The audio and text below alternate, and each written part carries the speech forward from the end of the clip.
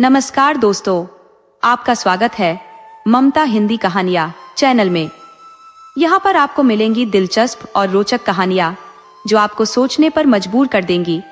अगर आपको हमारी कहानियाँ पसंद आए तो वीडियो को लाइक करें, चैनल को सब्सक्राइब करें और अपने सुझाव कमेंट में जरूर दें। आपके सहयोग से हमारा यह चैनल और भी लोगों तक पहुँच सकेगा। धन्यवाद। बहुत समय पहले एक दूर दराज के विशाल राज्य पर एक राजा का शासन था। यह राज्य समृद्धि और खुशहाली में अपनी मिसाल आप था। प्रजा हर ओर से सुखी थी और राजा स्वयं अपनी रानी के साथ अत्यधिक आनंद में था। उनके 2 राजकुमार थे जिनसे राजा अत्यधिक स्नेह करता था। दोनों राजकुमार न केवल चतुर थे बल्कि अपने माता पिता की आज्ञा का पालन करने में हमेशा तत्पर रहते थे। राजा स्वयं को सौभाग्यशाली मानता था कि उसके पुत्र उसके आदेश के बिना ही उसे समझ जाते थे और उनका पालन करते थे। राजकुमार भी अपने माता पिता के प्रति अगाध प्रेम रखते थे। वे सोचते थे कि दुनिया में उनके माता पिता जैसा कोई और नहीं हो सकता। राजा और रानी एक दूसरे से गहरे प्रेम में बंधे थे और उनका परिवार एक सुखद और संतुलित जीवन व्यतीत करता था। हर सुबह राजा थोड़ी देर के लिए अपनी पत्नी के साथ महल के सुंदर बगीचे में जाकर बैठता था। यह उनकी दिनचर्या बन चुकी थी कि वे शांति में कुछ पल बिताते और आपस में गहन संवाद करते। उनकी इस दिनचर्या के दौरान वे अक्सर एक पेड़ पर बने घोंसले को निहारते थे, जहां एक चिड़िया और चिरोटा अपने बच्चों के लिए भोजन लाने जाते थे। यह दृश्य देखकर राजा और रानी अत्यधिक प्रसन्न होते थे, क्योंकि उन्हें उस चिड़िया के मातृत्व में स्नेह और त्याग की झलक मिलती थी। लेकिन एक दिन उन्होंने देखा कि कुछ अन्य चिड़ियों के साथ एक नई चिड़िया घोंसले की ओर उड़ी आ रही है, जिसकी चोंच में कांटे दबे हुए थे। राजा को बड़ी उत्सुकता हुई कि आखिर वहां क्या घटित हो रहा है। उसने तुरंत अपने एक सेवक को बुलाया और उसे पेड़ पर चढ़कर स्थिति की जानकारी लाने का आदेश दिया। जब सेवक घोंसले तक पहुंचा तो उसने देखा कि पहले वाली चिड़िया, जो चिरोटा की पत्नी थी, मृत पड़ी थी और अब चिरोटा ने दूसरी चिड़िया से विवाह कर लिया था। यह नई चिड़िया अपने सौतेले बच्चों से नफरत करती थी। उसने योजना बनाई कि वह बाहर से कांटे लाकर अपने बच्चों को मरवा देगी ताकि वह उनकी देखभाल से बच सके। उसने ऐसा ही किया और वह कांटे खाकर बच्चे मर गए। उनकी मृत देह अपनी मां की लाश के ऊपर पड़ी हुई थी। जब सेवक ने यह दुखद घटना राजा और रानी को बताई तो वे दोनों अत्यंत दुखी हो गए। रानी के मन में अचानक विचार उठा और उसने कहा, क्या हमारे साथ भी ऐसा हो सकता है? राजा ने चिंतित होते हुए पूछा। क्यों ऐसा होगा? रानी बोली, मुझसे वादा करो, अगर मुझे कुछ हो जाए तो तुम दूसरी शादी नहीं करोगे। राजा ने गंभीर स्वर में कहा, तुम चाहे इस संसार में रहो या न रहो, मैं तुम्हें वचन देता हूं कि मैं कभी भी दूसरा विवाह नहीं करूंगा। अब राजा और रानी फिर से प्रेम पूर्वक जीवन व्यतीत करने लगे, क्योंकि राजा ने दृढ़ प्रतिज्ञा ली थी कि चाहे जो भी हो जाए वह रानी के बिना किसी और से विवाह नहीं करेगा। उसने यह भी कसम खाई कि वह अपने दोनों पुत्रों के साथ अन्याय नहीं होने देगा, जैसा उन चिड़ियों के बच्चों के साथ हुआ था। राजा ने रानी को आश्वस्त करते हुए कहा कि वह अपने बच्चों को कभी ऐसा दुर्व्यवहार सहन नहीं करने देगा। रानी यह सुनकर बहुत प्रसन्न हुई और वह पहले से भी अधिक राजा के प्रति स्नेहिल हो गई। हालांकि कुछ ही दिनों बाद रानी अचानक बीमार पड़ गई। राजा ने तमाम वैद्यों और चिकित्सकों को बुलवाया, उपचार करवाया, लेकिन उसकी स्थिति में कोई सुधार नहीं हुआ। अंततः रानी संसार से विदा हो गई और राजा अकेला रह गया। रानी की अनुपस्थिति राजा के हृदय को बहुत कष्ट दे रही थी, परंतु उसने अपने दुख को अपनी जिम्मेदारियों में छुपा लिया और राज्य के कार्यों में व्यस्त रहने लगा।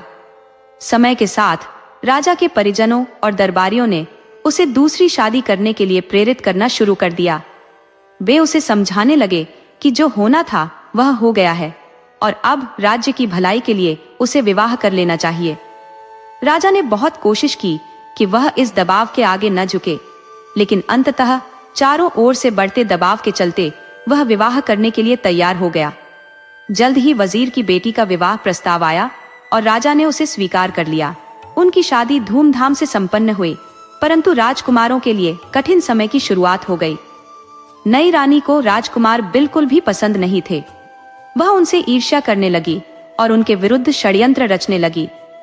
राजकुमार अपनी सौतेली माँ की हर एक इच्छा पूरी करने की कोशिश करते, उसे प्रसन्न रखने के प्रयास में लगे रहते, लेकिन वह उनकी सभी कोशिशों को व्यर्थ समझती थी। रानी उनसे घृणा करती थी और उन्हें अपने मार्ग से हटाने की योजना बनाने लगी। रानी ने सोचा कि जब तक राजा पूरी तरह से उसके वश में नहीं आ जाता, तब तक उसे धैर्य रखना होगा।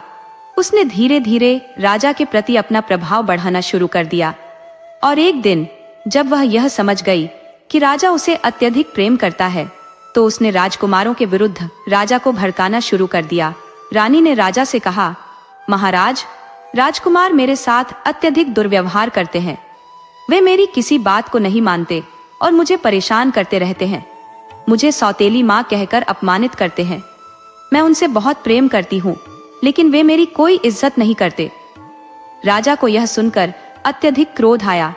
उसने अपने समस्त सेवकों, सैनिकों और दरबारियों को तुरंत आदेश दिया कि वे दोनों पुत्रों को जंगल में ले जाकर किसी को भनक लगे बिना समाप्त कर दें। अब तक किसी ने भी राजा के आदेश का कभी विरोध नहीं किया था, न ही किसी ने प्रश्न पूछने की हिम्मत की थी।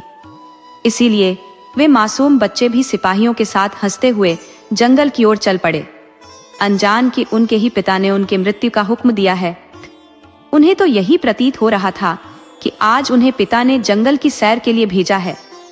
जब वे एक वीरान जंगल के हिस्से में पहुंचे, तो सिपाहियों ने अपनी तलवारें निकाल ली और जब उन्हें मारने के लिए उन पर वार करने लगे, तब उन बच्चों को असलियत का आभास हुआ। उन्हें यकीन ही नहीं हो रहा था कि उनके पिता उन्हें मरवा सकते हैं। घबराते हुए उन्होंने भगवान से रक्षा की गुहार लगाई।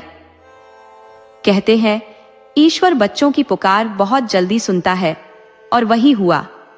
उन मासूम बच्चों की प्रार्थनाओं का प्रभाव ऐसा हुआ कि सिपाहियों की लोहे की तलवारें चमत्कारिक रूप से लकड़ी में बदल गई। इस दैवीय घटना से सिपाहियों के दिल में करुणा उमड़ आई और उन्होंने बच्चों को छोड़ दिया। उन सिपाहियों का धन्यवाद करते हुए दोनों राजकुमार घोड़ों पर सवार होकर जितनी तेजी से हो सका वहां से भाग निकले। कुछ देर बाद वे एक नदी के किनारे पहुंचे, जहां वे रुककर भोजन करने और विश्राम करने का विचार करने लगे। दोनों ने यह निर्णय लिया कि पहले एक सोएगा और दूसरा पहरा देगा, ताकि कोई डाकू या जंगली जानवर उन पर हमला न कर सके। पहले बड़े भाई ने सोने का निर्णय लिया और छोटा भाई पहरे पर रहा। जब छोटा भाई पहरा दे रहा था, तब दो चिड़िया उस पेड़ की डाल पर आकर बैठ गई जिसके नीचे वे थे और आपस में बातें करने लगी। राजकुमार को चिड़ियों की बातें समझ में आ रही थी। पहली चिड़िया ने कहा, देखो उस डाल को जो नदी के ऊपर तक फैली हुई है। दूसरी चिड़िया बोली, हाँ देख रही हूँ, क्या बात है। पहली चिड़िया ने जवाब दिया, क्या तुम्हें पता है वे कौन है जो इस डाल पर बैठते हैं? दूसरी चिड़िया ने कहा, हाँ मैं उन्हें रोज देखती हूँ। वे अत्यंत विशेष चिड़िया हैं, उनका गायन अद्वितीय है। पहली चिड़िया फिर बोली, मैंने सुना है जो कोई भी इन चिड़ियों में से एक का मांस खा लेगा वह राजा बन जाएगा, और जो दूसरी चिड़िया का मांस खा लेगा वह बहुत धनी हो जाएगा। वे हर सुबह यहाँ आती हैं और अपने मधुर गीत से पूरे जंगल के पंछियों को आनंदित करती हैं। सुबह जब वेल राजा का पुत्र जागा, तो उसने देखा कि उसने चिड़ियों की बातचीत सुन ली थी और इसी कारण उसने उन दोनों पक्षियों को मार डाला। फिर उसने उन्हें पकाकर रखा। एक चिड़िया उसने खुद खा ली और दूसरी उसने अपने बड़े भाई के लिए सहेज कर रख दी, क्योंकि उसने तीर चलाकर दोनों चिड़ियों को एक ही बार में मार गिराया था। जब उसने चिड़िया खा ली और अगली सुबह दोनों भाई यात्रा के लिए तैयार हुए, तो छोटे भाई ने अपने बड़े भाई को भुनी हुई चिड़िया खाने के लिए दी। बड़े भाई ने वह चिड़िया खा ली और फिर दोनों यात्रा पर निकल पड़े। रास्ते में छोटे भाई को याद आया कि उसका चाबुक वहीं छूट गया था जहां उन्होंने रात बिताई थी। वह अपने चाबुक को बेहद पसंद करता था, इसलिए वह उसे लेने के लिए वापस दौड़ पड़ा। बड़े भाई ने कहा, ठीक है, तुम चाबुक ले आओ, मैं यहीं इंतजार कर रहा हूँ। छोटे राजकुमार ने घोड़े से उतरकर नदी के किनारे पहुंचते ही अपना चाबुक उठा लिया, लेकिन तभी उसने देखा कि नदी से एक बड़ा सांप निकला और उसने उसके पैर में काट लिया। सांप के जहर से राजकुमार तुरंत बेहोश होकर जमीन पर गिर पड़ा और कई घंटों तक वहीं पड़ा रहा। इस बीच बड़े भाई ने बहुत देर तक इंतजार किया और जब छोटा भाई नहीं लौटा तो उसने सोचा कि वह बाद में आकर मिल जाएगा। इस विचार से वह आगे बढ़ा और शहर में जा पहुंचा। वहां उसे यह खबर मिली कि राजा की मृत्यु हो गई है और अब नया राजा चुनने की प्रक्रिया चल रही है, क्योंकि पूर्व राजा निसंतान था। शहर के रीति रिवाज के अनुसार जब कोई राजा बिना वारिस के मर जाता था तो हाथी को भेजा जाता था जो नए राजा का चुनाव करता। जिसे भी हाथी चुनता वह राजा बन जाता, चाहे वह अमीर हो या गरीब, स्थानीय हो या बाहरी। जब बड़ा राजकुमार वहां पहुंचा तो वह हाथी के पास गया। जैसे ही हाथी ने उसे देखा, उसने राजकुमार को सिर झुकाकर प्रणाम किया और उसके गले में फूलों की माला डाल दी। शहर के लोग राजकुमार को महल के अंदर ले गए और उसे राजा घोषित कर दिया। उधर छोटा राजकुमार भी होश में आ चुका था। उसकी होश में वापसी एक योगी के कारण हुई जो उसी नदी के पास रहते थे। योगी महाराज हर छठे महीने नदी से पानी लेने आते थे और जिस दिन सांप ने राजकुमार को काटा था वह वही दिन था। योगी ने जब राजकुमार को देखा तो उन्होंने तुरंत पहचान लिया कि उसे सांप ने काटा है। अपनी योग शक्तियों से उन्होंने नदी को सुखा दिया और सांप को बाहर निकाल दिया, जिससे राजकुमार को होश आ गया। सांप ने योगी महाराज से बाहर आकर पूछा, योगी जी, आपने इस नदी को क्यों सूखा दिया? योगी ने उत्तर दिया, क्योंकि तुमने इस नवयुवक को दंसा है। ऐसा क्यों किया? सांप ने जवाब दिया, योगी जी, आप तो जानते हैं कि यहाँ 2 चिड़िया आती थी जो अपनी मधुर धुनों से इस स्थान को खुशनुमा बनाती थी। इस राजकुमार ने उन्हें मार डाला, इसीलिए मैंने इसे काट लिया। योगी ने कहा, तुमने यह अच्छा नहीं किया। अब तुम अपना विष इसके पैर से निकालो ताकि यह जीवित रह सके, नहीं तो तुम्हारी भी मृत्यु निश्चित है। सांप ने क्षमा मांगी और कहा, योगी महाराज, मैं वही करूंगा जो आप कहेंगे। इसके बाद सांप ने अपना सारा विष राजकुमार के पैर से चूस लिया, जिससे राजकुमार जीवित हो गया। उसने योगी महाराज का धन्यवाद किया और अपनी यात्रा जारी रखी। आगे बढ़ते हुए दुर्भाग्यवश वह अपने भाई द्वारा चुने गए मार्ग से भटक गया और दूसरी दिशा में निकल पड़ा। चलते चलते वह एक गांव में पहुंचा जहां कुछ कुख्यात डाकू रहते थे। संयोगवश वह एक डाकू के घर पहुंचा और रहने की जगह मांगी, क्योंकि काफी समय बीत चुका था। डाकुओं ने उसे अपने घर में ठहरा लिया और स्वागत किया, लेकिन जब वह सोने के लिए लेटा तो उसका पलंग फर्श के नीचे बने एक बड़े तहखाने में गिर गया। वह शायद वहीं मर जाता अगर डाकू की बेटी ने उसे न देखा होता। उसने उसकी मदद की और धीरे धीरे उसे प्यार भी हो गया। वह जानती थी कि घर में एक गुप्त रास्ता था। उसने देखा कि वह अजनबी जो राजकुमार था मौत के करीब था, तो वह उसके लिए कुछ खाने का सामान ले आई। जब राजकुमार उस तहखाने में लेटा था तब उसे यह पता नहीं था कि जिस स्थान पर वह लेटा था वहां हीरे जवाहरात छिपे हुए थे। उसने उन जवाहरात को उठाया क्योंकि उसने चिड़िया का मांस खाया था और उसी कारण उसके पास यह खजाना आया था। जब डाकू की बेटी ने खाना लाया तो राजकुमार ने उसे जवाहरात भेंट कर दिए। राजकुमार और डाकू की बेटी के बीच का प्यार गहराता गया, क्योंकि वह न सिर्फ सुंदर थी बल्कि बेहद समझदार भी थी। जल्द ही उन्होंने विवाह का वचन लिया। अंततः डाकू की बेटी ने गुप्त रास्ते से राजकुमार को बाहर निकाला और दोनों घोड़े पर सवार होकर समुद्र की ओर भाग निकले। उन्होंने एक जहाज पर चढ़कर विवाह कर लिया। जहाज पर अन्य यात्री भी थे और एक सौदागर भी था जिसने डाकू की बेटी की सुंदरता देखी। उसने सोचा कि वह राजकुमार को मारकर स्वयं उससे विवाह कर लेगा। राजकुमार की साजिश रचने वाले सौदागर ने उसे समुद्र में धकेल दिया, परंतु राजकुमार के भाग्य ने उसका साथ दिया। डाकू की बेटी, जो अब उसकी पत्नी थी, ने उसे डूबते देखा। जहाज के एक कोने में खड़ी होकर उसने देखा कि राजकुमार का शरीर पानी में ऊपर नीचे हो रहा था। बिना देर किए उसने अपनी चादर का एक किनारा समुद्र की ओर फेंका। राजकुमार ने उसे पकड़ा और किसी तरह जहाज पर चढ़ आया। सौदागर पर आरोप लगा कि उसने राजकुमार की हत्या की कोशिश की। उसे जहाज पर ही बंदी बना लिया गया और कहा गया कि इसका निर्णय राजा करेंगे। जहाज एक विशाल नगर के बंदरगाह पर रुका, जहां बड़ा राजकुमार शासन करता था। वह अपने छोटे भाई की याद में उदास था, जिसने वर्षों पहले उससे बिछड़ने के बाद कोई खबर नहीं भेजी थी। भाई को खोजने के लिए उसने रोज अपने वजीर को निर्देश दिया था कि वह उसे ऐसी कहानियां सुनाए जो सच्ची घटनाओं पर आधारित हों, इस उम्मीद में कि उसे किसी दिन अपने खोए हुए भाई का कुछ सुराग मिल जाएगा। जिस दिन जहाज किनारे लगा, वजीर की बेटी समुद्र के पास गई हुई थी। उसने राजकुमार और उसकी पत्नी के बारे में सुना जो जहाज पर आए थे, और सौदागर की साजिश की कहानी भी। वह तुरंत अपने पिता के पास लौटी और पूरी घटना का विवरण दिया। अगले दिन शाम को वजीर ने राजा को यह कहानी सुनाई। राजा ने कहानी सुनते ही आदेश दिया कि राजकुमार और उसकी पत्नी को दरबार में लाया जाए।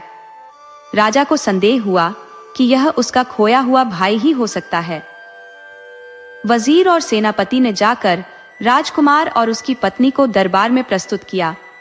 जैसे ही राजा ने अपने खोए हुए भाई को देखा, उसकी खुशी का ठिकाना नहीं रहा। दोनों भाइयों ने एक दूसरे को गले लगाया और उनकी आंखों से खुशी के आंसू बह निकले। छोटे राजकुमार को उस राज्य का वजीर नियुक्त कर दिया गया। सौदागर को उसके अपराध के लिए फांसी की सजा सुनाई गई और उसे काल कोठरी में बंद कर दिया गया, जहां एक निर्धारित समय पर उसे फांसी दी जानी थी। कुछ साल बाद दोनों भाइयों के पिता के दूत उस राज्य में आए और संदेश दिया कि राजा अपने बेटों से मिलना चाहता है।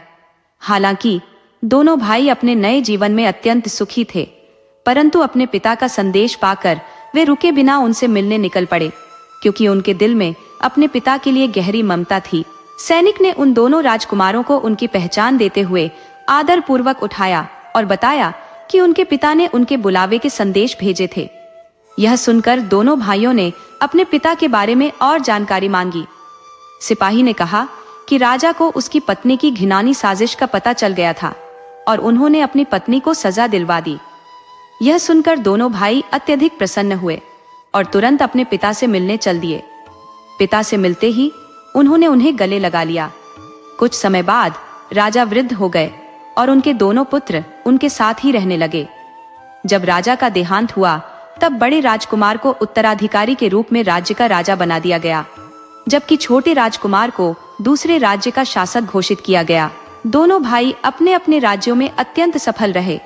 अपनी चतुराई, न्यायप्रियता और दयालुता के लिए प्रसिद्ध हो गए। उनकी प्रजा भी उन्हें अत्यधिक प्यार करने लगी और उनकी ख्याति दूर दूर तक फैल गई। उन्होंने अपने अपने राज्यों का विस्तार भी किया और दोनों भाइयों के बीच बहुत स्नेह बना रहा। खास बात यह थी कि डाको की बेटी, जो राजकुमार की पत्नी बनी थी, वह भी अपनी किस्मत से एक साधारण डाको की बेटी से रानी बन गई। दोनों भाइयों ने अपनी न्यायिक समझदारी और कर्तव्य परायणता से अपने राज्यों में सुव्यवस्था स्थापित की। अगर आप इस कहानी का आनंद ले रहे हैं तो कृपया हमारे चैनल को सब्सक्राइब करें, लाइक करें और इसे अधिक से अधिक लोगों के साथ साझा करें।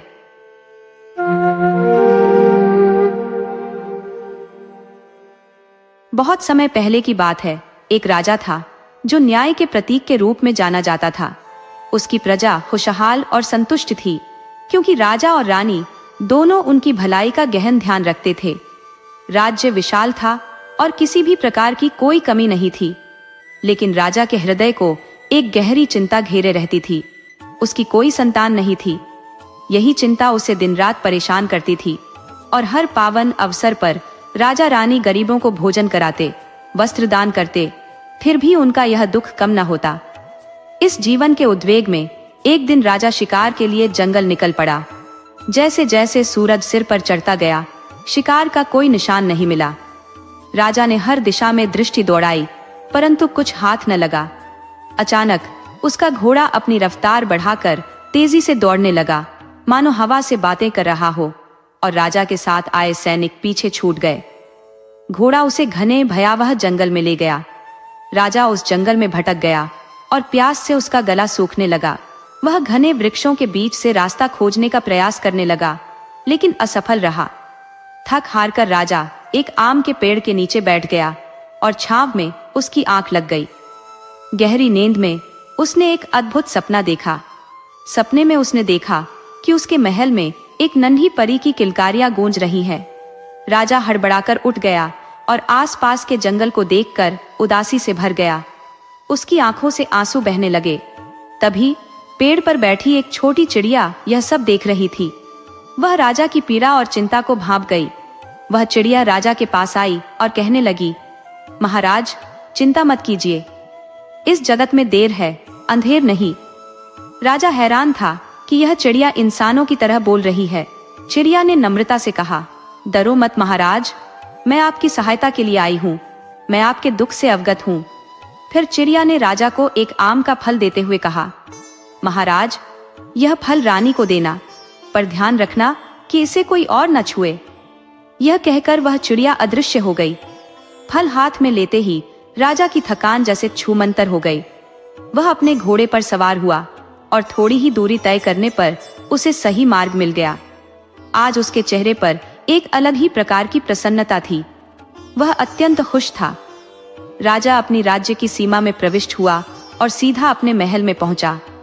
रानी चिंता के सागर में डूबी हुई थी। सोच रही थी कि महाराज अब तक क्यों नहीं लौटे। उसे पहले ही सैनिकों से सूचना मिल चुकी थी कि राजा उनसे बिछड़ गए थे, इसलिए उसकी बेचैनी बढ़ती जा रही थी। वह लगातार यह सोच रही थी कि कहीं महाराज किसी संकट में तो नहीं फंस गए। तभी एक दासी भागती हुई आई और रानी को प्रणाम कर बोली, महारानी, आधार नहीं है, राजा साहेब लौट आए हैं। यह सुनते ही रानी की खुशी का ठिकाना न रहा। वह तुरंत दौड़ते हुए महल के कक्ष से बाहर आई और राजा को देखती ही प्रसन्नता से भर उठी। उसके मन में हर्ष और विस्मय एक साथ उभर आए। रानी ने तुरंत प्रश्न किया, महाराज, आप इतने समय कहाँ थे? राजा ने मुस्कुराते हुए रानी को सांत्वना दी और कहा, धैर्य रखो रानी, मैं तुम्हें सब बताऊंगा। अब से हमारे महल में सिर्फ खुशियां ही खुशियां होंगी। रानी ने आश्चर्य से पूछा, महाराज, मैं कुछ समझी नहीं। राजा ने रानी के चेहरे की ओर देखते हुए हंसकर कहा, अभी बताता हूं। और फिर उसे जंगल में घटी सारी घटना विस्तार से सुनाई। राजा ने उसे वह अद्भुत फल सौंपते हुए कहा, रानी, यह फल तुम खा लेना, पर ध्यान रहे इसे कोई और हाथ न लगाए। रानी ने राजा के कहे अनुसार वह फल खा लिया। इसके लगभग 10 दिन बाद रानी का स्वास्थ्य अचानक बिगड़ने लगा। उसे चक्कर और उल्टियां होने लगी। राजा घबरा गया, यह सोचकर कि कहीं उस फल में कुछ अनहोनी तो नहीं थी। तुरंत उसने दासी को बुलाकर आदेश दिया, दाई माँ को तुरंत बुलाओ। दासी भागी और कुछ ही पलों में दाई माँ को लेकर वापस लौटी। वे दोनों रानी के कक्ष में चली गई। राजा बाहर बेचैन घूमते रहे। मन में चिंता का साया गहराता जा रहा था। वह यह सोचकर भयभीत था कि कहीं उस चिड़िया ने उससे छल तो नहीं किया। अगर रानी को कुछ हो गया तो उसका क्या होगा? तभी दाई माँ बाहर आई और मुस्कुराते हुए बोली, महाराज, बधाई हो, महल में जल्द ही नन्हे कदमों का आगमन होने वाला है। यह महल शीघ्र ही किलकारियों से गूंज उठेगा। राजा की खुशी का कोई ठिकाना नहीं रहा। वह मानो 7वें आसमान पर पहुंच गया। पूरे राज्य में मिठाई बांटी गई। इस आनंद के अवसर पर राजा ने विशेष भोज का आयोजन किया, जिसमें सभी दास दासियों को भोजन कराया गया, गरीबों को अन्न, वस्त्र और धन का दान दिया गया और ब्राह्मणों को विशेष रूप से भोजन कराया गया। राजा इतना खुश पहले कभी नहीं हुआ था, यहाँ तक कि राज्य जीतने पर भी नहीं। लेकिन उसके हृदय में एक ही बात की कसक थी, वह नन्ही सी चिड़िया यहाँ होती तो राजा उसकी हर इच्छा पूरी करता और तहे दिल से उसका आभार प्रकट करता। राजा और रानी अब अत्यधिक सावधानी बरत रहे थे, खासकर रानी की सुरक्षा को लेकर। रानी के भोजन की भी विशेष व्यवस्था थी। महामंत्री के निरीक्षण में भोजन तैयार होता और रानी को परोसने से पहले राजा स्वयं उसे जांचता। जैसे जैसे समय बीत रहा था, दोनों का इंतजार लंबा और कठिन हो रहा था। रानी के गर्भ का 7वां महीना था जब उसने पहली बार शिशु की हलचल महसूस की। इस घटना से वह अत्यंत खुश थी। राजा और रानी प्रतिदिन चर्चा करते कि अगर पुत्र हुआ तो उसका नाम क्या रखा जाए और यदि पुत्री हुई तो उसका क्या नाम रखा जाए। राजा घंटों रानी के पास बैठा रहता और शिशु की हलचल महसूस करता। इसी तरह समय का प्रवाह निरंतर चलता रहा। आज भोर का समय था और राजा अपने कक्ष में विश्राम कर रहा था जब उसने अचानक रानी की कराह सुनकर सन्नाटा टूटता पाया। एक दासी दौड़ती हुई आई और घबराई आवाज में बोली, महाराज, रानी को असहनीय पीड़ा हो रही है, वे अत्यधिक व्याकुल हैं। राजा ने तुरंत आदेश दिया, तुरंत जाकर दाई माँ को बुलाओ राजा की चाल तेज हो गई और वह तेजी से रानी के कक्ष की ओर बढ़ गया। दासी कुछ ही पलों में दाइमा को लेकर वहां पहुंची। उस दिन का आभास राजा को आज भी हो रहा था, जिस दिन रानी का स्वास्थ्य अचानक बिगड़ गया था। जैसे वह दिन राजा के मन पर छाया हुआ था। राजा कक्ष के बाहर बेचैनी से चक्कर काटने लगा। उसका दिल जैसे किसी तीव्र गति से दौड़ती ट्रेन का इंजन बन गया था। कुछ समय बीता, आधा घंटा गुजरा, फिर 1 घंटा। राजा की चिंता और अधिक गहरी हो गई थी। उसके कदम और तेज हो रहे थे। तभी अचानक कक्ष से एक नवजात शिशु के रोने की आवाज आई। दाइमा बाहर आई और बधाई देते हुए कहा, महाराज बधाई हो, महल में लक्ष्मी का आगमन हुआ है, नन्ही परी ने जन्म लिया है। राजा आनंद से झूम उठा। उसने अपनी गले में पहनी हुई अनमोल माला उतारकर दाइमा को भेंट कर दी। वर्षों के इंतजार के बाद मानो भगवान ने राजा और रानी की मनोकामना पूर्ण कर दी थी। राजा का हृदय संतोष से भर गया। राजा खुशी खुशी रानी के कक्ष में गया और रानी को बधाई दी। उसने अपनी नवजात राजकुमारी को हाथों में उठाया और उसके माथे को चूमते हुए बोला, आम्रपाली, यही है मेरी राजकुमारी का नाम। जैसे उसकी नवजात पुत्री हूर के पंखों से बनी हो। उसकी छोटी छोटी आंखों में अद्भुत चमक थी, मानो वह संसार को अपने नन्हे हाथों से आकर्षित कर रही हो। राजकुमारी की मासूमियत ने सभी का दिल जीत लिया था। उस समय महल की खिड़की पर बैठी छोटी चिड़िया यह दृश्य बड़े ध्यान से देख रही थी और राजा को खुश होते देख वह भी हर्षित हो गई। इस राजकुमारी का नाम आम्रपाली इसलिए रखा गया था क्योंकि आम के फल के कारण रानी गर्व महसूस कर रही थी। चिड़िया अब रोज खिड़की से राजकुमारी को देखा करती थी। समय के साथ चिड़िया और राजकुमारी में गहरी मित्रता हो गई। हर दिन चिड़िया राजकुमारी को एक राजकुमार की कहानी सुनाती और धीरे धीरे राजकुमारी उसी अज्ञात राजकुमार के प्रति आकर्षित होने लगी। उस कहानी के बिना वह चैन नहीं पाती थी। उसे हर रोज सुनने की इच्छा होती थी। राजकुमारी अब उस अनजाने राजकुमार की कल्पना में खोने लगी थी। उसके सपनों और विचारों में वह राजकुमार बसा हुआ था। उसकी तड़प दिन ब दिन बढ़ती जा रही थी। वह अपनी गहरी भावनाएं छोटी चिड़िया से बांटती, परंतु राजकुमार से अपने प्रेम की बात वह उसे भी नहीं बता पाई। राजा अपनी पुत्री राजकुमारी आम्रपाली की इस विचित्र अवस्था से अत्यधिक व्यथित हो गया था। उसने समस्त धार्मिक अनुष्ठानों का आयोजन किया, विद्वान ज्योतिषियों को बुलवाया, परंतु कोई भी उसकी प्रिय राजकुमारी के दुख का कारण ढूंढ नहीं सका। उसकी चिंता दिन प्रतिदिन गहराती जा रही थी। राजा के मन में निरंतर यह प्रश्न गूंजता था, क्यों मेरे ही भाग्य में यह विपदा लिखी है? परमात्मा ने मुझे संतान का सुख तो दिया, परंतु मेरी राजकुमारी की खुशियों पर ऐसा क्या ग्रहण लग गया है?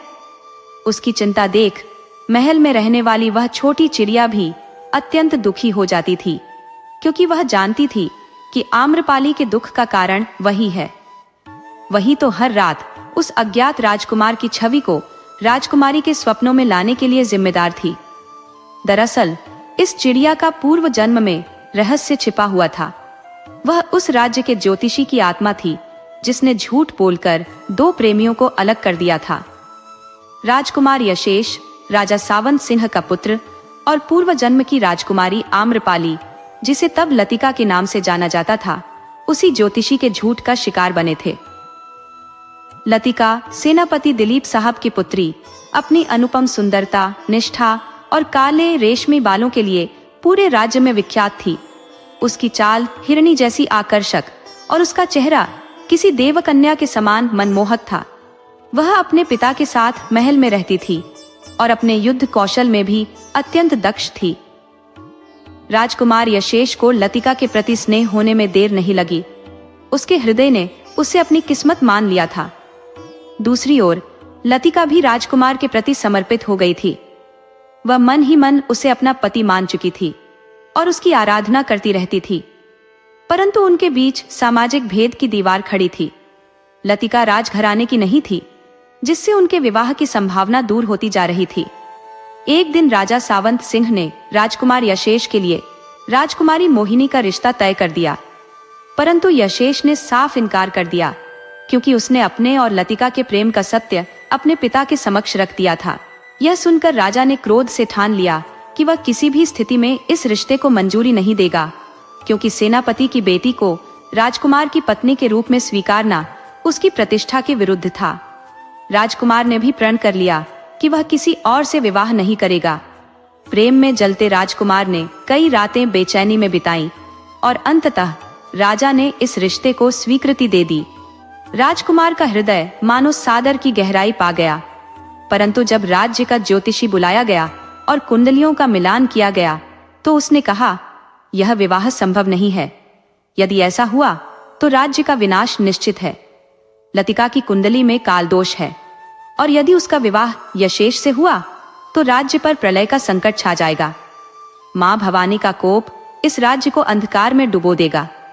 राजकुमार यशेष थोड़े घबराए हुए बोले, ये क्या कह रहे हो पंडित जी? कुंडलियों को देखो, अपने मन की कहानियां मत सुनाओ। ज्योतिषी ने गंभीर होकर जवाब दिया, क्षमा करे राजकुमार, पर यह मैं नहीं कह रहा, कुंडलियां बोल रही है और मैं उन्हें झुठला नहीं सकता।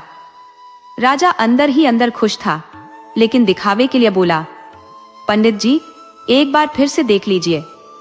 ज्योतिषी ने कुंडलियों पर दोबारा नजर डाली, थोड़ी देर देखने का नाटक किया और फिर बोला, महाराज माफ करें, लेकिन यह रिश्ता संभव नहीं है। राजकुमार के लिए यह सुनना जैसे जीवन का अंत था। वह निराश होकर अपने कक्ष की ओर चला गया। राजा और ज्योतिषी उठकर खड़े हुए। राजा ने ज्योतिषी को दक्षिणा दी और धन्यवाद कहा, परंतु ज्योतिषी के मन में एक अजीब सी उदासी थी।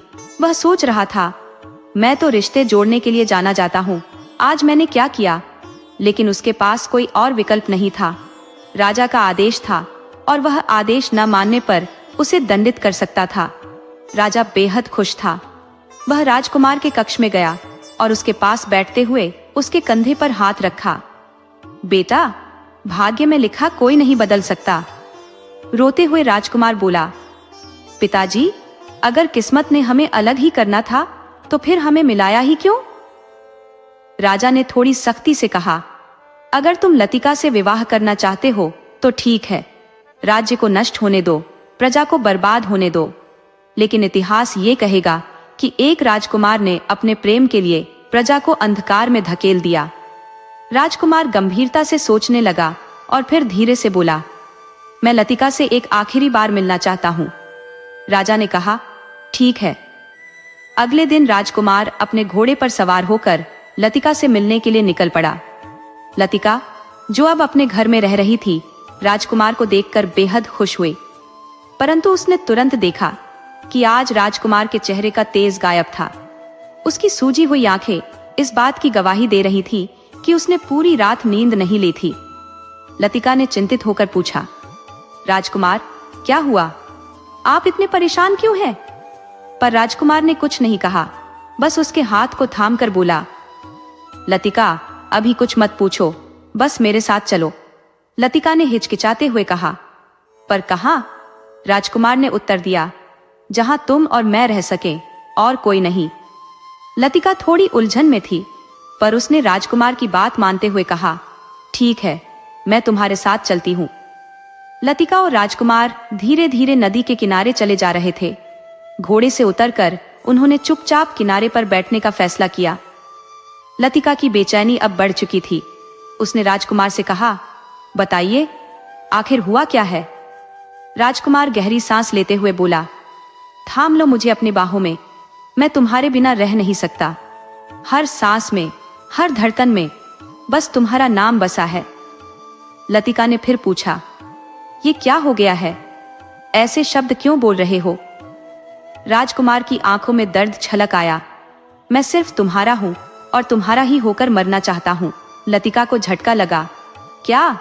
ऐसा क्यों कह रहे हो? क्या महाराज से बात की थी? राजकुमार की आवाज भारी हो गई। डर है कि तुम मुझसे बहुत दूर चली जाओगी और फिर कभी पास भी ना आओगी। मैं यह नहीं सह सकता लतिका। लतिका का दिल बैठा जा रहा था। वह कांपते हुए बोली, कुछ तो बताइए, इस खामोशी में मैं मर जाऊंगी। राजकुमार ने आह भरी, हमारी कुंडलियां नहीं मिलती। लतिका सन्न रह गई। उसकी आंखें चौड़ी हो गई और वह कुछ कदम पीछे हट गई। नहीं, मैं राज्य के विनाश का कारण नहीं बन सकती। मैं आपसे दूर चली जाऊंगी, क्योंकि राज्य और प्रजा आप पर निर्भर है। मैं यह सब बर्दाश्त नहीं कर सकती। राजकुमार का चेहरा दर्द से मुरझा गया। शांत हो जाओ लतिका, बस इसी बात का डर था मुझे। हम कहीं दूर चले जाएंगे जहां कोई हमें नहीं ढूंढ सकेगा। राजकुमार की आंखों में आंसू छलकने लगे और न चाहते हुए भी लतिका ने उसे गले लगा लिया। दोनों जैसे एक दूसरे में खो जाना चाहते थे, पर वक्त ने उन्हें एक बार फिर से अलग कर दिया। लतिका ने आंसुओं को रोकते हुए कहा, हमें अब वापस चलना चाहिए। अगर जिंदगी ने मौका दिया तो फिर मिलेंगे, नहीं तो माँ अम्बे हमें अगले जन्म में जरूर मिलाएंगी। राजकुमार बस उसे चुपचाप देखता रहा, कुछ बोल नहीं सका। लतिका के जाने के बाद राजकुमार मायूस चेहरा लेकर महल लौट आया। उसकी रातें बेचैनी में गुजरी। बुरे ख्यालों ने उसकी नींद छीन ली। अगली सुबह लगभग 8 बजे राजकुमार अपने कक्ष में उदास बैठा लतिका के बारे में सोच रहा था। तभी एक सैनिक दौड़ता हुआ आया। राजकुमार ने उसकी तरफ देखा और कहा, क्या बात है? सैनिक ने कांपते हुए कहा, राजकुमार जी, कुमारी लतिका ने कुएं में कूदकर अपनी जान दे दी। यह सुनते ही राजकुमार की रगों में सिहरन दौड़ गई। क्या बकवास कर रहे हो? सोच समझकर बोलो, नहीं तो तुम्हारे प्राण भी जा सकते हैं। सैनिक ने आंखें नीची करते हुए कहा, क्षमा करें राजकुमार, मैंने अपनी आंखों से देखा है।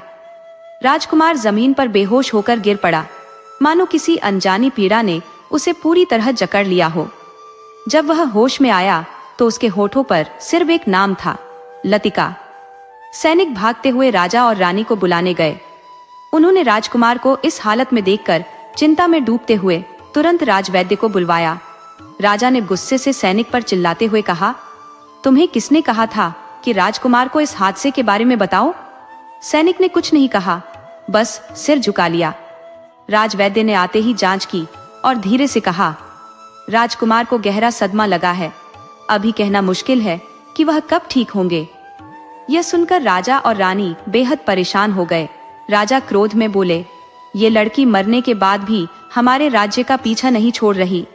पहले हमारे राज्य का विस्तार नहीं होने दिया और अब देखो राजकुमार की ये हालत हो गई है। समय बीतता गया, 1 घंटा, फिर 2 घंटे और फिर धीरे धीरे पूरी रात गुजर गई।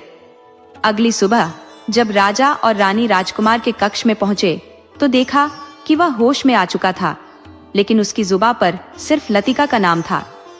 राजकुमार बिस्तर से उठते ही लतिका के घर जाने की जिद करने लगा। राजा ने उसे शांत करने की कोशिश की। राजकुमार, जिसे जाना था वो चला गया है, अब शांत हो जाओ। लेकिन राजकुमार पर कोई असर नहीं हुआ।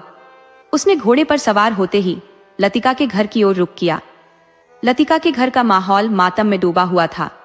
हर कोई गमगीन था, मानो उनकी आंखें लतिका का इंतजार कर रही थी, लेकिन आंसुओं से भरी आंखों में कोई तस्वीर साफ नहीं थी।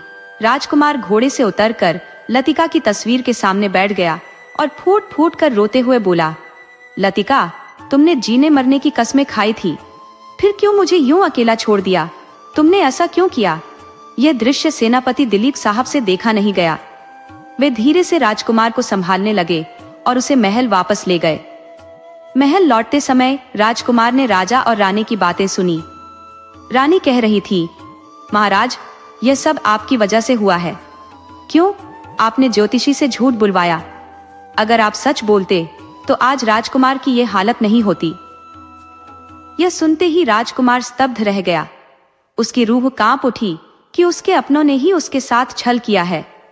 दिल में दर्द लिए राजकुमार सीधा मां अम्बे के मंदिर पहुंचा। वहां जाकर उसने रोते हुए प्रार्थना की, हे मां, मेरी लतिका को मुझे लौटा दो। मेरे अपनों ने मुझे धोखा दिया है। राजकुमार अब अपनी जीवन लीला समाप्त करने का ही सोच रहा था। वह मंदिर के पीछे पहाड़ी की ओर चल पड़ा। आखिरी बार लतिका को याद किया और पहाड़ी से कूद गया। महल में सन्नाटा छा गया। जब राजकुमार महल में नहीं लौटा तो राजा ने सैनिकों से पूछा। एक सैनिक बोला, महाराज, राजकुमार तो महल में आए थे पर वापस चले गए, बहुत गुस्से में थे। राजा ने अपने सबसे काबिल सैनिकों को पूरे राज्य में फैला दिया ताकि राजकुमार का कोई सुराग मिल सके। राजकुमार और राजकुमारी दोनों ही जैसे धरती से गायब हो गए थे। अचानक एक सैनिक की नजर राजकुमार के घोड़े पर पड़ी, जो मंदिर के रास्ते से वापस आता दिख रहा था। घोड़े के पैरों पर लगी काली मिट्टी देखकर सैनिकों को यकीन हो गया कि यह घोड़ा मां भवानी के मंदिर से लौटा है। बिना किसी देरी के वे मंदिर की तरफ बढ़ते हैं और चारों तरफ राजकुमार राजकुमार पुकारने लगते हैं, पर कहीं कोई जवाब नहीं मिलता। इसी दौरान एक सैनिक की नजर राजकुमार की जूती पर पड़ी। सभी के दिलों में भय भर गया। एक अनहोनी की आशंका ने उन्हें जकड़ लिया।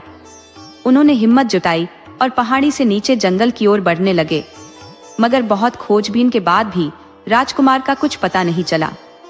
धीरे धीरे आशा टूटने लगी, पर उन्होंने कोशिश जारी रखी। अंततः जो उन्होंने देखा उसने उनके पैरों तले से जमीन खिसका दी। सामने राजकुमार का निर्जीव शरीर पड़ा था, जो अब किसी बेजान पुतले की तरह निस्पंद हो चुका था। सैनिक स्तब्ध थे।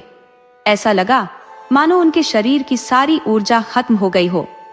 राजकुमार के मृत शरीर को देखना उनके लिए एक भयानक दुस्वप्न जैसा था।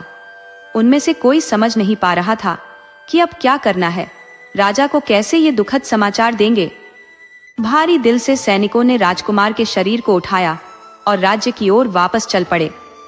राज्य में घुसते ही जैसे पूरे महल पर सन्नाटा छा गया। चारों तरफ सिर्फ खामोशी थी। महल में प्रवेश करते ही राजा ने अपने बेटे के शरीर को देखा और उसकी दुनिया जैसे थम गई। वह यह सोचकर गिर पड़ा कि उसने क्या कर दिया। रानी का हाल और भी दयनीय था। वह तड़पते हुए पंछी की तरह चीख रही थी। पूरा महल उसकी करुणा में डूब चुका था। राजा खुद को दोषी मानता रहा कि उसकी ही गलतियों के कारण उसका बेटा आज इस हालत में है। इधर ज्योतिषी, जो कि किसी काम से बाहर गया था, 2-3 दिन बाद राज्य लौटता है।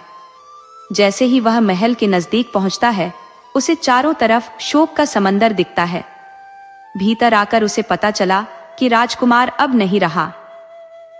उसने उसी वक्त भगवान से प्रार्थना की, हे भगवान, अगले जन्म में इन्हें मिलाने की जिम्मेदारी मुझे देना।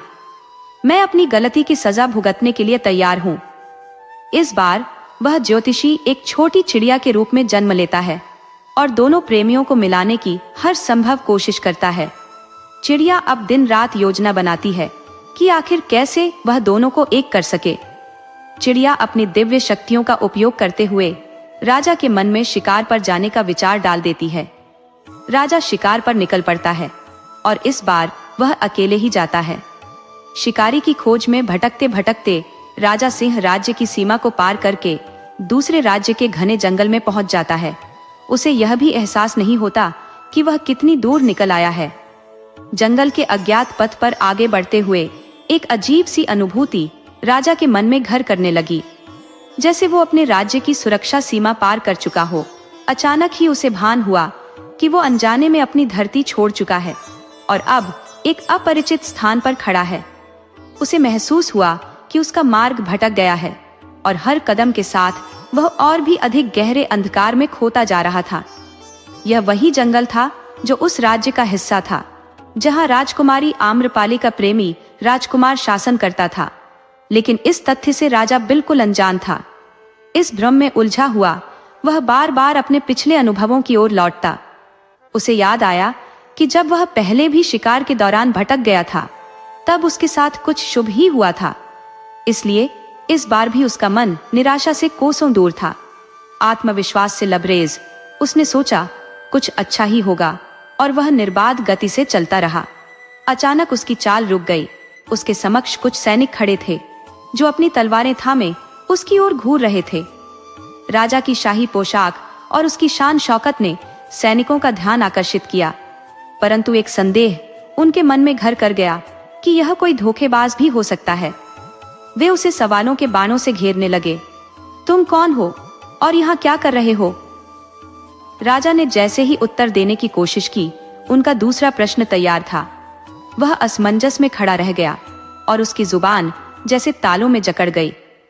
सैनिकों की सतर्कता से प्रभावित राजा ने सोचा कि चलो, इस भटके हुए जंगल से बाहर निकलने का रास्ता मिल गया। वह चुपचाप उनके साथ चल दिया। सैनिकों ने राजा को अपने राजा के महल में ले जाकर उनके सामने पेश किया।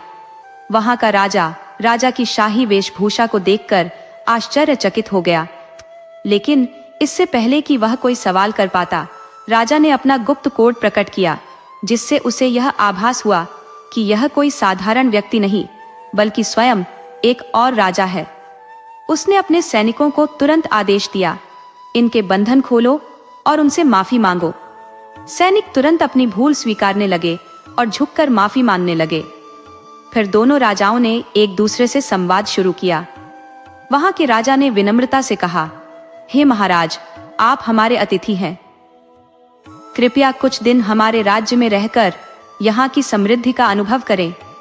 पहले तो राजा ने मना किया, परंतु उसके बार बार आग्रह करने पर वह मान गया और अपने महल को संदेश भेजा कि वह कुछ दिनों के लिए वहां रुकेगा। अगले दिन से राजकुमार ने राजा को राज्य की विभिन्न जगहों पर घुमाना शुरू किया।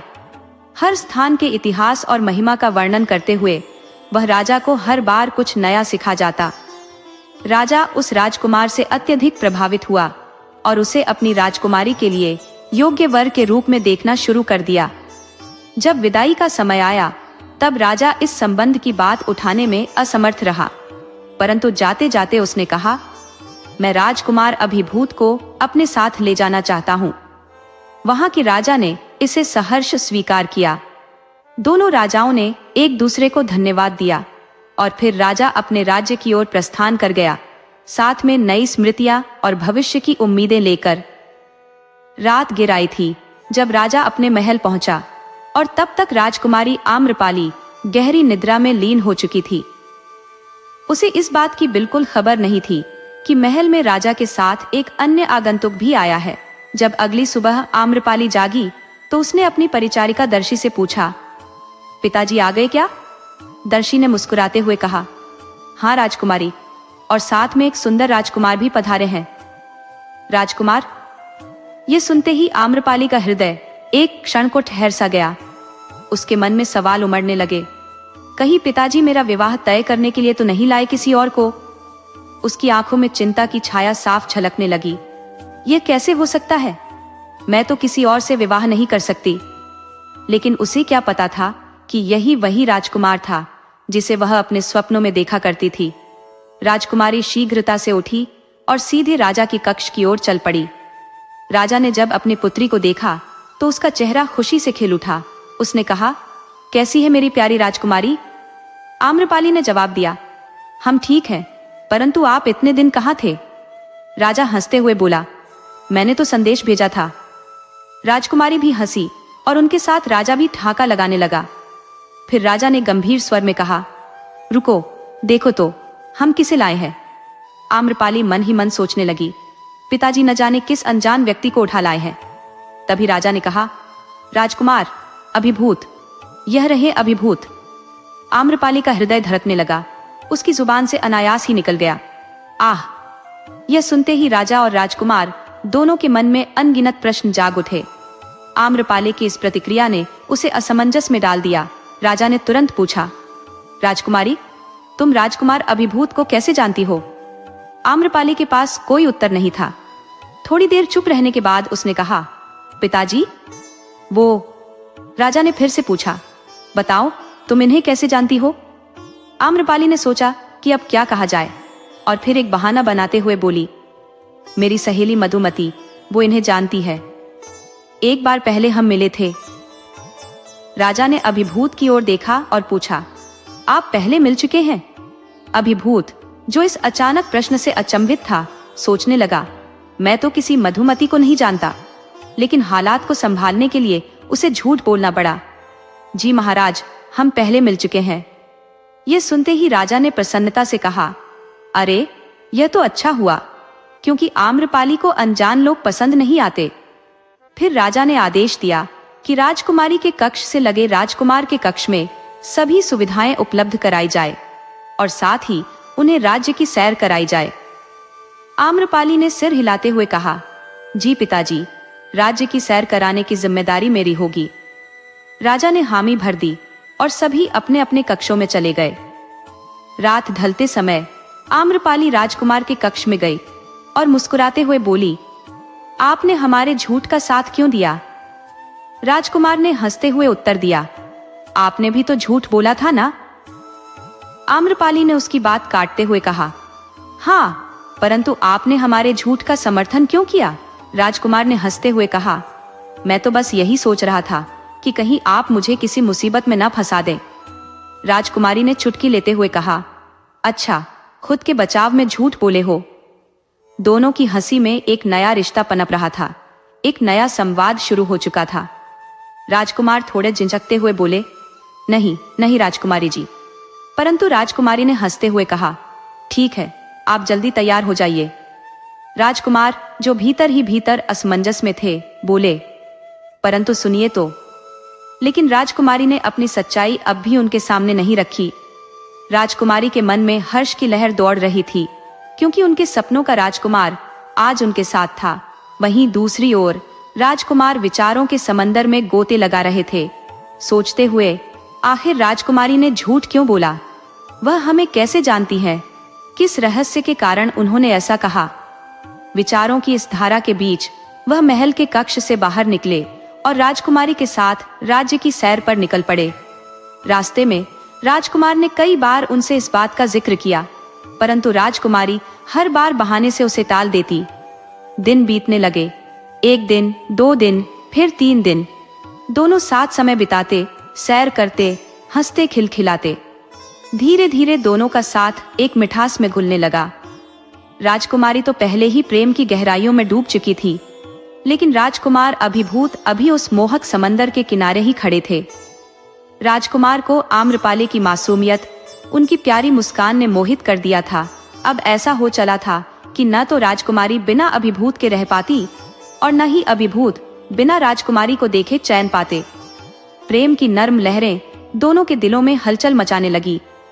राजा भी देख रहे थे कि आम्रपाली में अब कुछ बदल रहा है, और इसका कारण सिर्फ एक ही था, राजकुमार अभिभूत।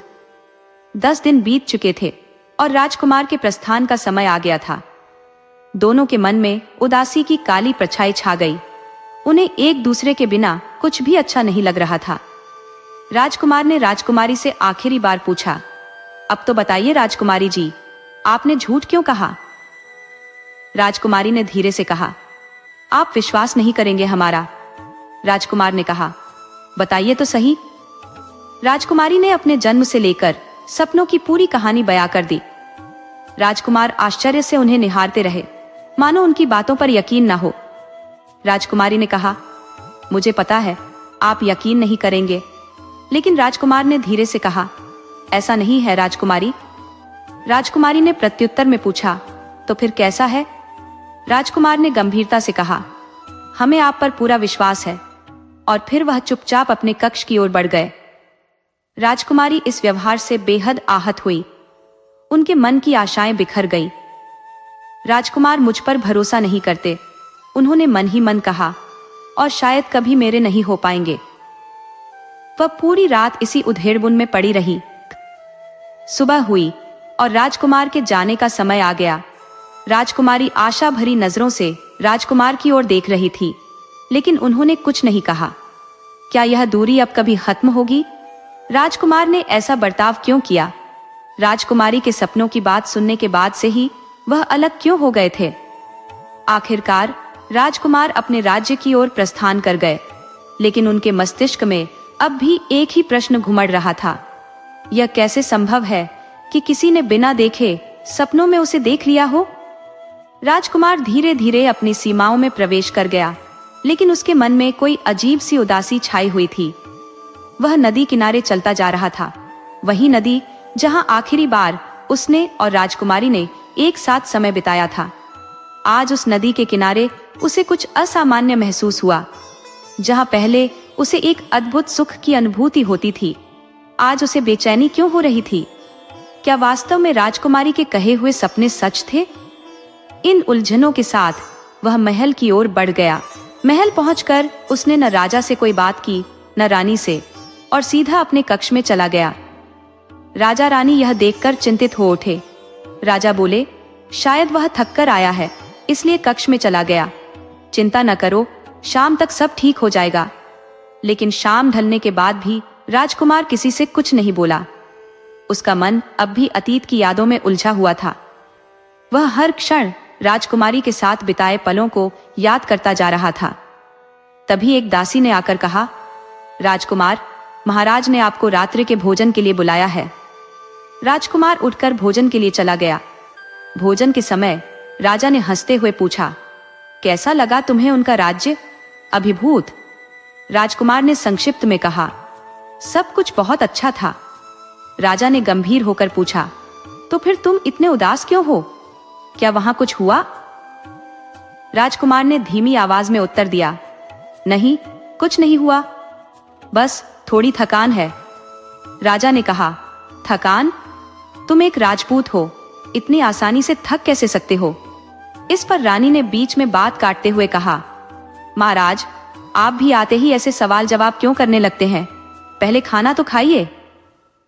सब हंसने लगे, परंतु राजकुमार की उदासी ज्यों की त्यों बनी रही। भोजन के बाद सब अपने अपने कक्ष में चले गए। राजकुमार देर रात तक महल के आंगन में टहलता रहा और जब लौटकर अपने कक्ष में गया तो उसे पहली बार एक विचित्र एहसास हुआ। उसे यूं लगा जैसे किसी ने किसी लड़की का नाम पुकारा हो। वह मन ही मन सोचने लगा, यह मेरी बहन हो सकती है, और फिर अपने कक्ष में चला गया। उस रात राजकुमार ने एक अजीब सपना देखा। उसने देखा कि चारों ओर लोग रो रहे थे और सामने एक सफेद चादर में लिपटा हुआ शव रखा था। वह अचानक चौंक कर जाग गया, पसीने से तरबतर। वह पानी पीकर सोचने लगा, यह सपना क्यों आया? और इस प्रकार अगले कुछ दिनों तक राजकुमार लगातार ऐसे ही विचित्र सपनों से घिरा रहा। एक दिन, 2 दिन और इसी तरह पूरे 6 दिन बीत गए। 7वें दिन वह फिर सो रहा था। तभी अचानक वह उठकर खड़ा हो गया।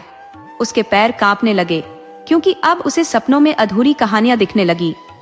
पूरे 6-7 दिनों तक ऐसे सपनों के बाद उसने जो देखा उससे वह चौंक उठा। उसने जोर से लतिका का नाम लेकर पुकारा और चीख उठा। उसे साफ दिखाई दिया कि पिछले जन्म में वह और लतिका एक साथ थे। वह सपने में राजकुमारी आम्रपाली का चेहरा साफ देख सकता था। उसे एहसास हुआ कि राजकुमारी ने जो कहा था वह सत्य था। अब उसे खुद पर बहुत बुरा लगने लगा कि उसने राजकुमारी पर भरोसा क्यों नहीं किया। उसे महसूस हुआ कि उनके बीच जो अधूरी कहानी थी वह अब पूरी होने का समय आ गया है। राजकुमार अपने बीते प्रेम की स्मृतियों में डूब गया और उसे अपार आनंद की अनुभूति होने लगी। बचपन में लतिका के साथ बिताए हर पल उसकी आंखों के सामने जीवंत हो उठे। वे खेलकूद के वो पल जब वह उसे शस्त्र विद्या सिखाता था या जब वे नदी किनारे घंटों बैठकर जीवन की बातें किया करते थे, सब स्मृतियां एक एक कर सामने आ गई। इन पुरानी यादों के साथ राजकुमार के चेहरे पर एक दुर्लभ सी खुशी झलक आई, मानो इन पलों ने उसके भीतर जीवंतता भर दी हो। लेकिन जैसे ही उसे उस चित्र की स्मृति हुई जिसके समक्ष वह कभी बैठकर रोया था, उसकी हंसी अचानक मद्धम पड़ गई। उसके मन में एक विचलन उत्पन्न होने लगा। उसे वह दिन याद आया जब उसके ही पिता के कारण लतिका से उसका बिछोह हुआ था। ये सोचकर उसका दिल टूट सा गया। अतीत की यह कड़वी स्मृति उसकी आंखों से आंसू छलका गई। उसकी इस हृदय विदारक स्थिति को देखकर राजा और रानी तुरंत उसके कक्ष में पहुंच गए। उसे रोते देख वे स्तब्ध रह गए। राजा बोले, क्या हुआ? सब ठीक तो है ना? राजकुमार ने आंसुओं के बीच कहा, पिताजी, लतिका। राजा ने चौंकते हुए पूछा, कौन लतिका? राजकुमार ने उत्तर दिया, जो अपने राज्य में रहती थी, लतिका। राजा और रानी दोनों एक साथ बोले, कौन लतिका? फिर रानी ने कहा, राजकुमार, आपको क्या हुआ है? होश में आइए और बताइए क्या बात है। राजकुमार थोड़ी देर के लिए चुप हो गया, फिर बुझे स्वर में बोला, पिताजी, आप फिर से हमें अलग कर देंगे, है ना? राजा ने सख्त स्वर में कहा, ये तुम क्या कह रहे हो? किसे अलग करने की बात कर रहे हो? रानी ने उसे थोड़ा आराम करने का आग्रह किया, लेकिन राजकुमार बार बार उसी बात को दोहराते हुए रोता रहा। रानी ने उसे गले लगाते हुए कहा, शांत हो जाइए बेटा, वक्त के साथ सब ठीक हो जाएगा। कुछ समय बाद जब वह थोड़ा शांत हुआ तो उसने अपनी माँ से पूछा, माँ, पिताजी ने मुझे और लतिका को क्यों जुदा किया? रानी ने हैरानी से कहा, ये लतिका कौन है? तभी राजकुमार के मस्तिष्क में यह ख्याल आया कि यह उसका दूसरा जन्म है। उसने अपने आप को संभालते हुए अपने माता पिता को सपनों और पूर्व जन्म की सारी बातें बताईं। उसने यह भी बताया कि आम्रपाली ने उसे यह सब पहले ही बताया था, रानी उसकी बातें सुनकर अचंभित रह गई और बोली, यह सब कैसे हो सकता है? राजकुमार ने उन्हें विस्तार से महल में जो भी अनुभव किया था वह सब बताया। रानी ने बहुत ध्यान से उसकी बातें सुनी और बोली, तुम फिक्र मत करो, इस बार कोई तुम्हें अलग नहीं करेगा। फिर रानी ने राजा से सारी बातें कह दी। राजा ने भी राजकुमार से गहनता से सारी बात पूछी और तुरंत आम्रपाली के राज्य में एक फरमान भेज दिया।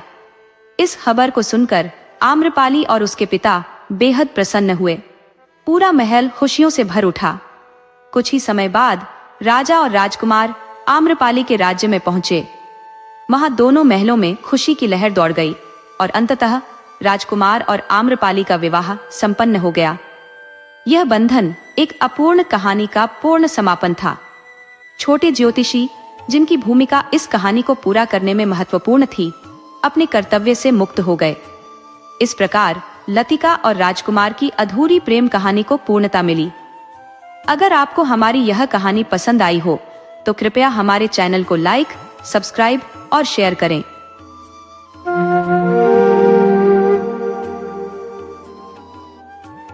प्राचीन समय की बात है। एक नगर में एक अत्यंत विद्वान ब्राह्मण अपनी पत्नी और संतानों के संग वास करता था। पंडित जी का ज्ञान गहन था और उनकी बुद्धिमत्ता की प्रशंसा चारों दिशाओं में होती थी। वे ज्योतिष शास्त्र में भी निपुण थे और इस विद्या में उनका योगदान सराहनीय था। उनकी पत्नी सुशील, संस्कारी और धर्मपरायण स्त्री थी, जो प्रतिदिन अपने हाथों से भोजन बनाती और प्रेम पूर्वक अपने पति और संतानों को खिलाती। घर की सारी जिम्मेदारियों को निभाते हुए वह पंडित जी की सेवा में भी समर्पित रहती। पूजा पाठ और गृह कार्य में निपुण वह अपने स्त्री धर्म का निष्ठा से पालन करती थी। वह जब चावल पकाती तो उस पकने के दौरान निकलने वाली भाप को अनजाने में एक खपरेल की कोठरी में फेंक दिया करती, जहां एक नाग नागिन का जोड़ा अपने बच्चों के साथ रहता था। वह भाप तो नाग नागिन सह लेते, परंतु उनकी संतानों के लिए वह असहनीय साबित होती, जिससे उनकी मृत्यु हो जाती। संतान विहीन हो जाने के कारण नागिन ने अत्यंत दुख और क्रोध से भरकर प्रतिशोध की शपथ ली। नागिन ने अपने पति को भी प्रतिशोध लेने के लिए प्रेरित किया और दोनों ने यह निर्णय किया कि जैसे उनकी संतानें समाप्त हो गई, वैसे ही वे भी ब्राह्मण के बच्चों को मारकर उसके वंश को समाप्त कर देंगे। अपने निर्णय के बाद वे नगर छोड़कर जंगल में जा बसे, परंतु उनके हृदय में प्रतिशोध की ज्वाला जलती रही। समय आने पर दोनों ने ब्राह्मण के घर की ओर प्रस्थान किया ताकि वे अपने प्रतिशोध को पूरा कर सके। जब वे ब्राह्मण के घर पहुंचे तो उन्होंने देखा कि पंडित जी ने अपने घर की सुरक्षा मंत्रों से कर रखी थी, जिसके कारण नाग नागिन अंदर प्रवेश नहीं कर पाए। वे घर के बाहर ही अवसर की प्रतीक्षा में रुक गए। समय बीतता गया और ब्राह्मण के बच्चे बड़े हो गए। उनका बड़ा पुत्र अब विवाह योग्य हो चुका था। पंडित जी ने अपनी बड़ी पुत्री के लिए एक सर्वगुण संपन्न वर ढूंढकर बड़े ही धूमधाम से उसका विवाह संपन्न करवाया। विवाह के बाद पंडित जी अपने पुत्र और नव विवाहिता बहू के साथ घर लौट रहे थे। रास्ते में वे एक विशाल वट वृक्ष के निकट स्थित सराय में कुछ समय विश्राम के लिए रुके। उस वृक्ष के नीचे एक विषैला नाग निवास करता था, जिसे अपनी प्रतिशोध की शपथ अच्छी तरह स्मरण थी। वह नाग, जिसे विष अत्यंत मारक था, वहां पहुंचा और पंडित जी के पुत्र को डंस लिया। कहते हैं कि उसका विष इतना घातक था कि जहां वह डसता वहां न केवल व्यक्ति बल्कि पेड़ पौधे भी राख में तब्दील हो जाते थे। उसी विष के प्रभाव से पंडित जी का पुत्र भी धधक कर राख हो गया। जब यह हृदय विदारक समाचार पंडित जी के घर पहुंचा तो घर में मातम छा गया। नववधू के जीवन में विधवा का काला साया आ गया और कुछ लोग उसे अपशगुनी मानने लगे, जबकि अन्य इसे भाग्य का खेल कहकर टालने लगे। पंडित जी और उनकी पत्नी इस शोक से व्याकुल हो उठे, परंतु पंडित जी ने अपने पुत्र की राख को संभाल कर रखा और मन ही मन इस दुर्भाग्य पर गहन विचार करने लगे। पंडिताइन अपने बेटे की मृत्यु से उबर नहीं पाई और निरंतर उसका शोक करती रही, क्योंकि एक माँ के दिल में अपनी संतान के लिए जो स्थान होता है वह अमिट होता है। समय धीरे धीरे बीतता गया और अब पंडित जी का दूसरा पुत्र भी विवाह योग्य हो गया। पंडित जी ने एक बार फिर एक योग्य और संस्कारी कन्या देखकर उसका विवाह संपन्न करवाया, लेकिन नियति ने फिर वही दुर्दशा रचाई। वापसी के समय वे फिर उसी सराय में रुके और एक बार फिर वह नाग वहां आ पहुंचा। उसने पंडित जी के दूसरे पुत्र को भी डस लिया और वह भी पहले पुत्र की तरह जलकर राख हो गया। इस प्रकार पंडित जी के एक एक करके 6 पुत्रों की जान इसी प्रकार जाती रही। पंडित जी ने प्रत्येक पुत्र की राख को सावधानी पूर्वक संभाल कर रखा, लेकिन उनके मन में यह प्रश्न उत्पन्न होने लगा कि ऐसा बार बार उनके साथ ही क्यों हो रहा है। उन्होंने सोचा कि इस रहस्य का कोई कारण अवश्य होगा जिसे जानने के लिए प्रयास किया जाना चाहिए। अपने संदेहों का समाधान खोजने के उद्देश्य से पंडित जी अपने गुरु के पास पहुंचे और अपना दुखड़ा उनके सामने रखा। गुरुजी ने ध्यान लगाकर सारा मर्म समझा और पंडित जी को बताया, तुम्हारी पत्नी जो चावल का मांड प्रतिदिन खपरेल के नीचे फेंकती थी, उसी के कारण नाग नागिन की संतानें मर गईं। ये नाग उसी का बदला ले रहा है। उसका विष इतना घातक है कि वह जिस पेड़ को भी डसेगा वह भी जलकर राख हो जाएगा। अब तुम्हारा एकमात्र पुत्र बचा है और उसे बचाने का उपाय तुम्हें ही सोचना होगा, क्योंकि उसकी जान भी संकट में है। पंडित जी अब गहरे भय में थे। उनके पास अब केवल एकमात्र बेटा बचा था, जिसका नाम भोला रखा गया था। भोला अपने नाम की ही तरह बेहद मासूम, सरल और निष्कलंक था।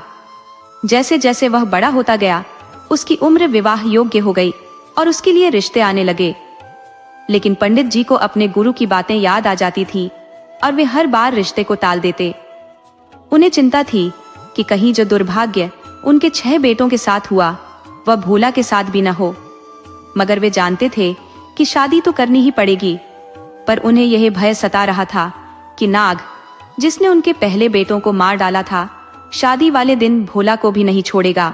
इस डर से उबरने के लिए पंडित जी ने यह ठान लिया कि वे अपने बेटे की शादी किसी ऐसी बुद्धिमान और ज्ञानवान लड़की से करेंगे जो उसे इस खतरे से बचा सके।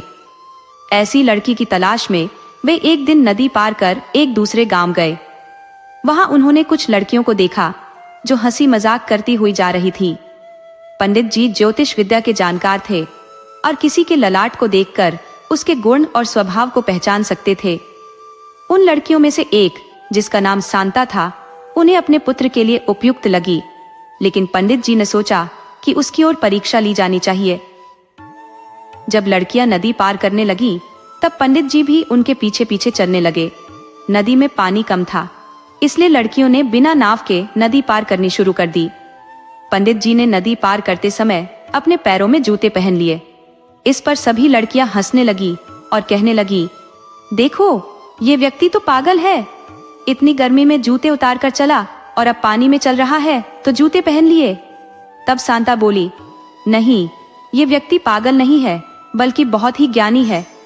देखो, सड़कों पर तो हम अपनी आंखों से कांटे या पत्थर देख सकते हैं और उनसे बच सकते हैं, लेकिन पानी में हम यह नहीं देख सकते कि कोई कांटा या पत्थर है या नहीं। इसलिए इन्होंने जूते पहन लिए हैं ताकि पानी में किसी चोट का डर न रहे। ये बहुत ही समझदार व्यक्ति है। शांता की यह बात सुनकर पंडित जी बहुत प्रभावित हुए और उन्हें महसूस हुआ कि उन्होंने सही चुनाव किया है। फिर भी उन्होंने सोचा कि उसकी और परीक्षा ली जानी चाहिए। जब सभी लड़कियां पेड़ की छांव में बैठ गई, तो पंडित जी भी वहां जाकर बैठ गए और छाता लगा लिया। इस पर लड़कियां फिर से हंसने लगी और कहने लगी, तुम तो कह रही थी कि ये व्यक्ति विद्वान है, लेकिन देखो कितने मूर्ख हैं। इतनी गर्मी में छाता हटाकर चल रहे थे और अब पेड़ की छांव में आकर छाता लगा लिया। इस पर वह लड़की मुस्कुराते हुए बोली, नहीं नहीं सखियों, ये सज्जन पुरुष निस्संदेह बहुत ज्ञानी है। देखो, इस पेड़ की शाखाओं पर कितने पक्षियों का बसेरा है। अगर ये छाता न लगाते तो उन पक्षियों से गिरी गंदगी के कारण इन्हें दोबारा स्नान करना पड़ सकता था। अब छाता लगाकर इन्होंने खुद को सुरक्षित कर लिया है। ये वाकई बहुत समझदार व्यक्ति है। इसके बाद वह लड़की उनके पास आई, प्रणाम किया और कहा, हे सज्जन पुरुष, आप कौन है और कहां से आए हैं? पंडित जी ने उत्तर दिया, पुत्री, मैं तुम्हारे पिता से मिलने आया हूँ और अब तुम्हारे ही घर जा रहा हूँ। मुझे अपने घर ले चलो।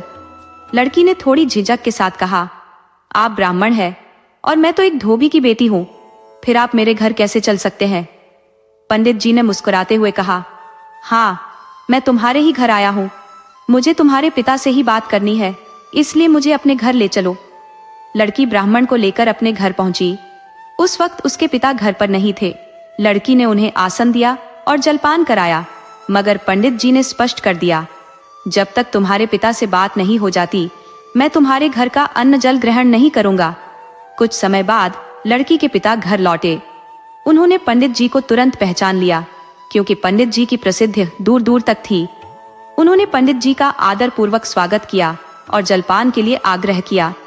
पंडित जी ने कहा, मैं जिस कार्य के लिए आया हूँ वह पूरा होने पर ही आपके घर का भोजन ग्रहण करूंगा। इसके बाद पंडित जी ने प्रस्ताव रखा, मैं आपकी पुत्री का विवाह अपने पुत्र से करना चाहता हूँ। यह सुनकर धोबी ने आश्चर्य में कहा, हे ब्राह्मण देव, मैं तो नीच जाति का हूँ, हमारी जातियों में यह विवाह कैसे संभव हो सकता है? पंडित जी ने गंभीरता से उत्तर दिया, मैं जाति पाति के बंधनों को नहीं मानता। अगर लड़की गुणी है तो वह किसी भी जाति की हो, वह बहू बनने योग्य है। मैं अपने पुत्र के लिए आपकी पुत्री का हाथ मानता हूँ। धोबी ने झटपट स्वीकृति दे दी और शुभ मुहूर्त में दोनों का विवाह संपन्न हो गया। विदाई से पहले पंडित जी ने अपनी नई बहू से मिलकर नाग नागिन के बदले की सारी बात बता दी। उन्होंने कहा, इस बार अनहोनी को रोकने की ताकत सिर्फ तुम्हारे सतीत्व में है। विदाई की तैयारी शुरू हो गई। लड़की ने अपनी माँ से कहा, विदाई के दिन मैं वट सावित्री का व्रत करूंगी। मेरे लिए मिट्टी के बर्तन में दूध और उड़द का बड़ा रख देना। विदाई वाले दिन जेठ अमावस्या थी। लड़की ने 3 दिन पहले से ही व्रत शुरू कर दिया था और विदाई के दिन उसने पूर्ण उपवास रखा। वह अपने साथ दूध और उड़द का बड़ा लेकर ससुराल के लिए विदा हो गई। रास्ते में बारात वट वृक्ष के नीचे विश्राम के लिए रुकी। सभी बारातियों के विश्राम के बाद जब सब जाने लगे तो लड़की ने सत्यवान और सावित्री की पूजा अर्चना करना शुरू कर दिया। पूजा समाप्त कर वह स्त्री धीरे से अपने सोते हुए पति के पास पहुंची और उसकी गोद में उसका सिर रख लिया। तभी अचानक वह भयावह नाग वहां आ पहुंचा, जो उसके पति को डसने के इरादे से आया था।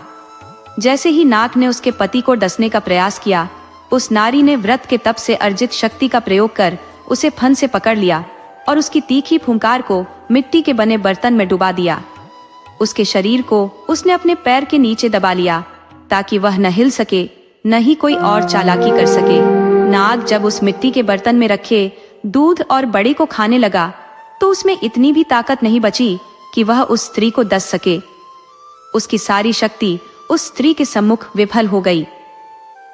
दूसरी ओर नागिन बेचैन हो उठी कि उसका पति अभी तक लौटकर क्यों नहीं आया।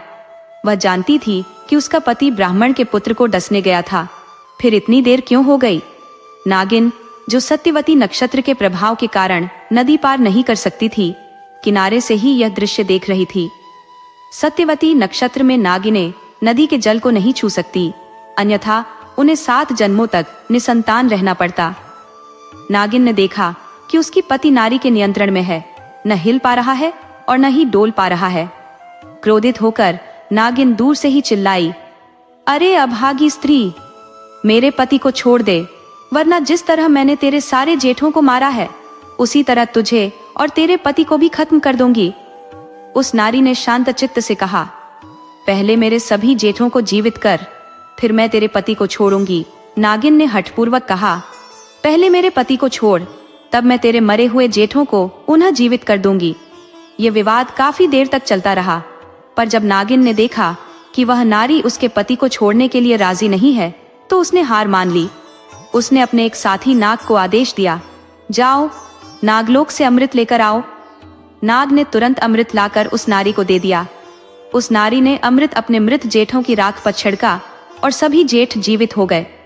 नाग और नागिन ने प्रसन्न होकर उस नारी को आशीर्वाद दिया और कहा, जो भी व्यक्ति जेठ अमावस्या के दिन तेरी कहानी सुनेगा उसे किसी भी प्रकार का भय नहीं होगा। उधर उसके सास ससुर को यह समाचार मिला कि सभी पुत्र जीवित होकर घर लौट रहे हैं। पंडिताइन को विश्वास ही नहीं हुआ कि मृत पुत्र पुनः जीवित हो सकते हैं।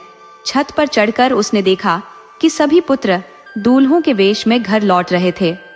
उसकी प्रसन्नता की कोई सीमा नहीं रही। बहू ने सारी कथा अपनी सास को सुनाई। उस अद्भुत कथा को सुनकर पंडित और पंडिताइन ने बहू को आशीर्वाद दिया और कहा, जैसे सत्यवान सावित्री की कथा सुनी जाती है, वैसे ही आज से तेरी भी कथा सुनी और सुनाई जाएगी। जो भी इसे सुनेगा वह सदा सुहागन रहेगा।